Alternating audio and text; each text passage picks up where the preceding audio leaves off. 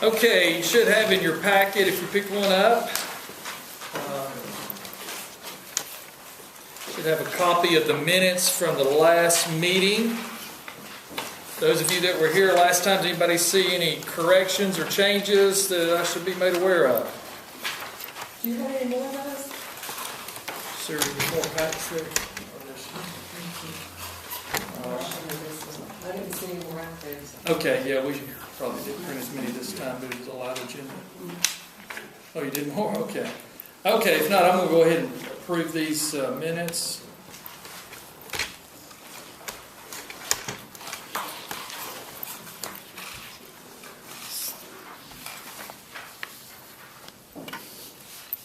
Okay, minutes are approved as presented. New business, we've got a proclamation here that we're going to do.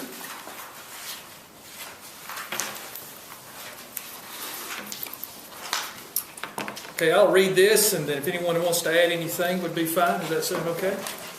Okay. Myeloma Action Month Proclamation. Whereas multiple myeloma, the second most common blood cancer worldwide, is a cancer of plasma cells in the bone marrow. It is called multiple because the cancer can occur at multiple sites. Whereas multiple myeloma currently affects more than 100,000 people in the United States and is estimated 24,000 new cases diagnosed each year and 11,000 losing the battle each year. And whereas once a disease of the elderly is now being found in increasing numbers of people under 65. And whereas because myeloma is a rare disease, there can be a delay in diagnosis leading to the delayed treatment. For this reason, an increased awareness of myeloma for clinical and the general public will lead to early diagnosis, allowing people to live longer. And whereas continuing investment and innovation is critical to achieve early diagnostic and implement the most effective and safe treatment for myeloma patients. And whereas although we have seen important advances in the last decade, there are still no cures for myeloma. Thus, I, Shannon Whitfield, as committed to find a cure for myeloma and support the treatment of its citizens that suffer from myeloma and encourage private efforts to enhance research funding and education programs. Now, therefore, I, Commissioner of Walker County, do hereby proclaim the month of March 2016 Multiple Myeloma Action Month in Walker County, Georgia, and encourage all residents to join me in participating in voluntary activities to support myeloma education and the funding of research programs to find a cure, in testimony whereof I hereunto subscribe my name and cause the Great Seal of Walker County, Georgia to be affixed. And so we have the Walker County seal. I will sign this. Shannon, shouldn't this be 2017? Yes, it should be. Thank you. So we'll change that and reprint this after the meeting. Okay. Sheriff, would you like to make a few comments? Commissioner, thank you for reading the proclamation and officially signing it. As most everyone in here knows, I'm a 7-year survivor of multiple myeloma, and it's my pleasure to have with me for the 3rd year in a row Linda Huguley, who is the coordinator of the Chattanooga Area Support Group for the Multiple Myeloma Association. She is also a survivor, so we kind of have something in common here. With her is her husband Jack, and they live on Signal Mountain and make their way down here up in your neck of the woods, I guess. So we appreciate her effort. She travels, I know it's traveled extensively across the United States, going to different conferences to learn more about multiple myeloma, what we can do to treat it, and one day hopefully find a cure for it. Just looking around the room, I won't call any names, there's at least 5 people in this room that has had family or victims of multiple myeloma, I say victims, patients, or have had family members, extended family members affected by multiple myeloma. It is a rare form of blood cancer, and we do this to make people aware of it. I had never heard of it when I was diagnosed, and you probably were not either. And so I'll turn it over. Everybody knows me and I talk all the time. I'll let Linda say a few words. Okay. Thank you, Steve, and thank you, Commissioner Whitfield. Multiple myeloma is difficult to diagnose simply because the symptoms are somewhat vague and somewhat very common.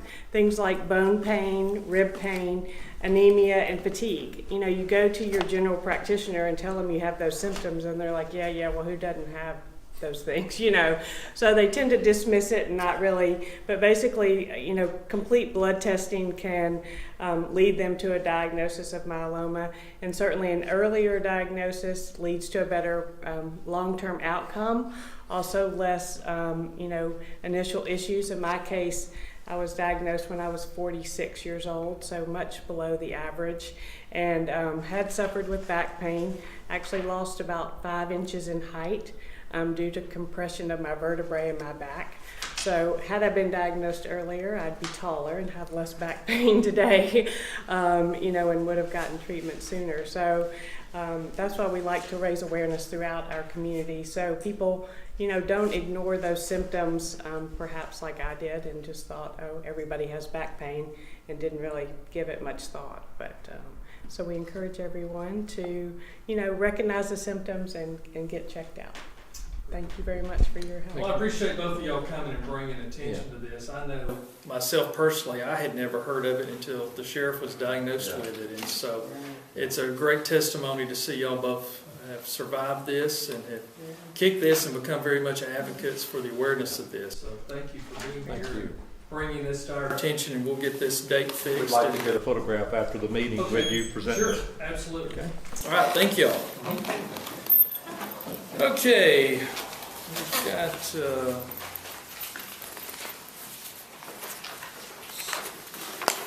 we've got one surplus item here of a resolution. Sheriff submitted a Canon copier IR 3025 serial number MTV 11688. ID number was C-9730.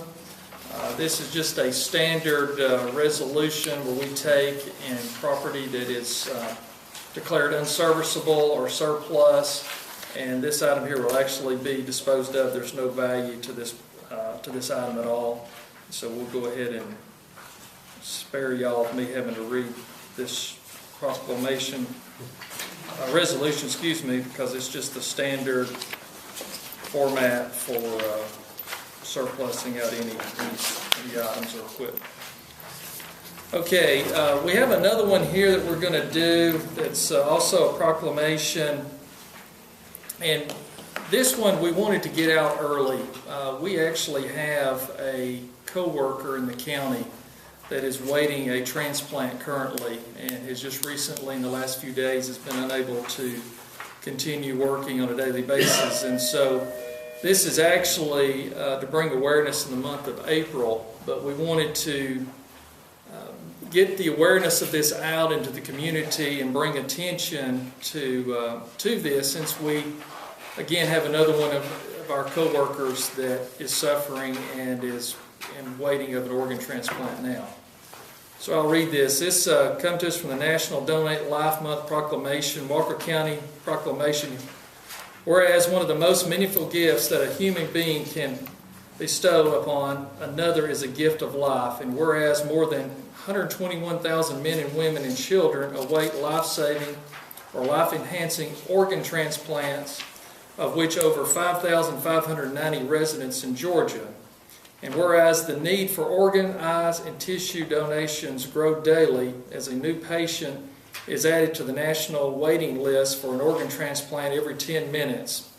And whereas a critical donor shortage remains a public health crisis, as an average of 22 people die daily due to the lack of availability of organs, and whereas organs, eyes, and tissues donations can provide families the comfort of knowing the gift of a donation organ and tissues endows another person with renewed hope for a healthy life. And whereas donating life through organ, eye, and tissue donation is the ultimate act of generosity and kindness we Walker County citizens can perform, and whereas more than 4.7 million Georgians have already registered their decision to give the gift of life. And there's a website, donatelifegeorgia.org, or getting or renewing their driver's license or state identification card at the driver's license office. And whereas LifeLink of Georgia is a nonprofit community service organization dedicated to the recovery of high-quality organs and tissues from transplant therapy, and whereas Walker County supports the life-saving missions of LifeLink of Georgia, and now therefore I, Shannon Whitfield, and Walker County do hereby proclaim April 2017 as Donate Life Month in Walker County to honor all those who made the decision to give the gift of life, to focus attention on extreme needs for organs, eyes, and tissue donations, to encourage all residents to take action and sign up Georgia Donor Registry at www.donatelifegeorgia.org to discuss the miracles of transplants as a family, or to make a family commitment to organ and eye and tissue donations. So we wanted to, again, get this out here early, bring attention to this, and encourage all of the folks in Walker County and all of our co-workers to sign up through their driver's license or through this website to be an organ, a tissue donor in Georgia, and hopefully that will lead to saving life as we go forward. Okay, that will bring the conclusion of the regular scheduled meeting at this time, so we'll adjourn our regular meeting and open up the floor for open discussion, questions, or comments. Yes, sir. My mother lives on Shaver Road, off the Camp Road. They did the logging the last few years. It's destroyed that end of Shaver Road. And I've had 4 of your employees come out. One was for the ground erosion. I mean, the mud just keeps pouring across the road. I mean, they've fixed it. I don't think they've fixed the problem. And the tile on the road, you can look down, there's a hole in the road like that. And I could look down and see water after the rain and see water running under the road through that hole. And Carlin Bowers come out today, and he said he could definitely fix that problem with the hole, but he didn't know about the paving issue because the county don't own any paving machine anymore. I know you're walking into a mess, but still, I mean, they pay her taxes. She's the only house at that end of the road where the road that bad destroyed, and these logging companies just walk away with basically no regrets. Well, one thing we can look into, and I don't know what records we will find, but when logging companies come into an area, they're supposed to come by the planning office and get a permit to do that logging. Mm-hmm. And at that time, the county can come out and do an inspection of the road, take pictures, and do a pre-inspection before they actually start. And then once they're finished, we're supposed to go back and do a post-inspection. And any damage to the road or the drainage or any of those things that has been done due to that logging operation, they are ultimately responsible for. So we'll just need to find out in this situation if those procedures were followed or if we were even notified at the county level that logging activity was going on. Well, I mean, they said they put down a $5,000 bond or whatever. I mean, they told my dad, he just passed away in March. And this is why I'm here with my mom. Okay. And they told my dad when they were through logging, all that would have been took care of. Okay. When did they finish the logging? How long have they been gone? 6 months or better? It's more than 6 months. And they kept telling Daddy that, hey, we needed to wait until they were completed and then notify Walker County Road Department. Okay. And she did that. I did. Okay. This is first I've heard about this situation, so if you'll Yeah. get with Miss Becky here before you go tonight and give Okay. her your contact information and any other information you may have, like if you remember the logging company name or any of those type facts. Well, they, when I called about it, I called to find out about, what's his name, Waylon Butler, is that his name, that comes out to the erosion part. He came out and when I called about that, they said it looked like two different logging companies had been in there. It's not our property, it's the neighbor's property. Okay. And, All right. If you see any more logging activity going forward, be sure to notify us just so we can verify if they have a permit or not. Yeah, going and forward. they were telling me today that, or Waylon was telling me, and I contacted another guy from the region. He come out with Waylon yesterday, and he said that they hold, basically, the logging companies ain't got no, they're not up to the standards where if they were building a subdivision back there. The logging companies ain't nowhere near, they're not as hard, the county's not as hard on them or enforcing them as it should be, like, you know, like if they was building a subdivision or something back there, building something. But then when they're clearing, they don't really look at it that hard. Okay.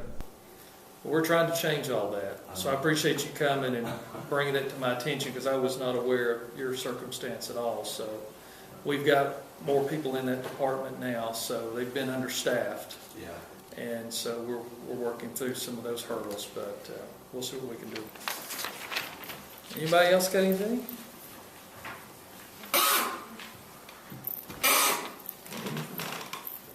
Y'all just awful quiet tonight. I didn't have anything to stir up tonight much either. Been trying to behave. Nothing else? Well, Yes. there's just a significant noticeable difference in the county with picking up over 12 tons of trash over the last 8 to 10 weeks, I guess.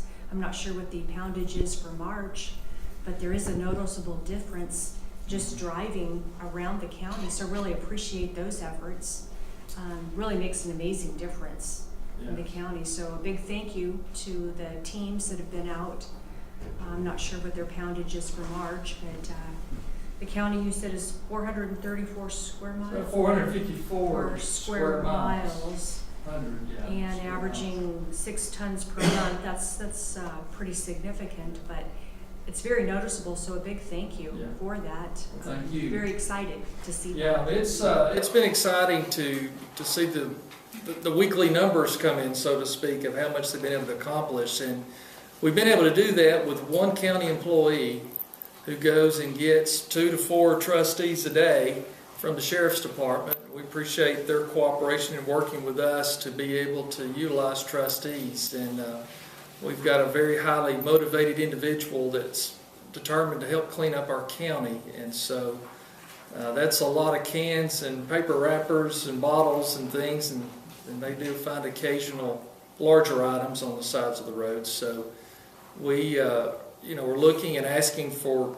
citizens to notify us if they see roads that are needing to be cleaned up, and we turn those lists in to the road department every week, and then we get a report back every week of what roads were cleaned and what the total weight, how many tires they found. So we're making great progress there, and appreciate you bringing that up. Yes, and actually going into the next thing is one to do the to actually get it caught up. But it would be to our benefit for the citizens then to adopt a highway or a 4-block radius around their home, or the churches to adopt a section of town or something. So I think it's great for the county to do their part, but I think it then becomes part of our partnership to serve the county and be aware of just our streets, or I Yeah, guess it's a be great more point. proactive. Yeah, and we're working on to get a formalized written program. Joe and I was talking about that today, to have a formal program where people can sign up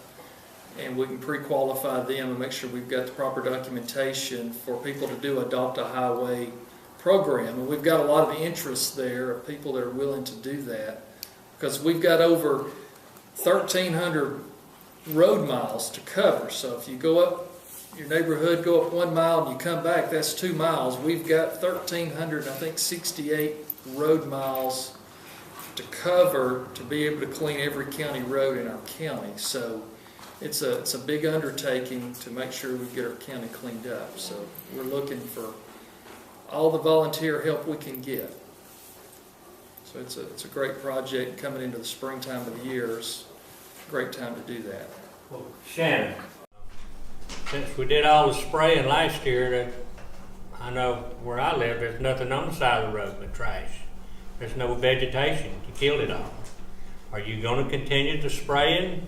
No, we're not going to spray anymore. And you and I, well, you brought that up, I think, at our January meeting. I You brought did. it to our attention, and taking a closer look at that, made the decision we're not going to spray, we're just going to mow. Yeah, because I know when they sprayed in my area, from the smell, I was standing at my mailbox when they came by. From the smell, I have mixed chemicals like that all my life.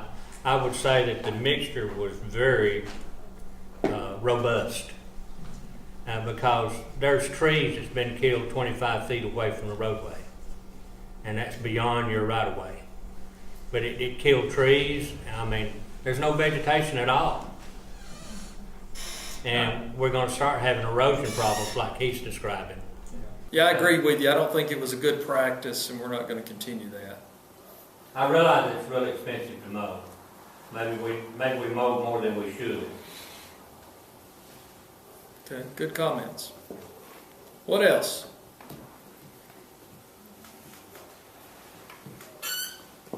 Boy, we must really be doing good. We've got several staff members here today, and appreciate y'all coming. Greg McConnell, our staff CPA. Greg, raise your hand so everybody knows who you are. And we got Joe LeGee here as our PR guy. We stole him from Channel 12. They don't know what they've lost. And then Becky Wooden here is our new clerk. And we have Payne's back with us. He's our landfill extraordinaire. And a geologist, staff geologist now. And we have Miss Charlene's our HR director that's with us. So any of those areas. Oh, I'm sorry. Yes, I got a couple more over here. I had a couple of my other very important people. Teresa works at our landfill and does a great job. Teresa actually kept us going and kept us doing well until we got Payne on board. So appreciate a lot of the work that she did and provided information. And I came in day one and we didn't have an official landfill transfer station manager, and she's worked there several years in the office and stepped up and did just a fantastic job. So we appreciate that.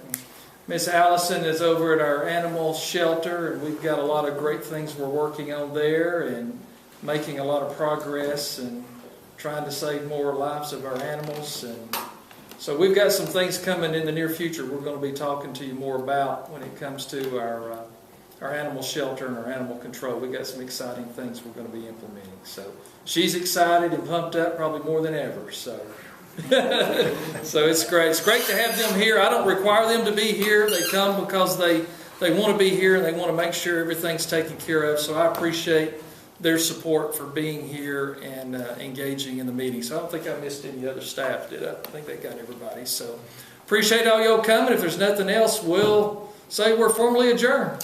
Thank you.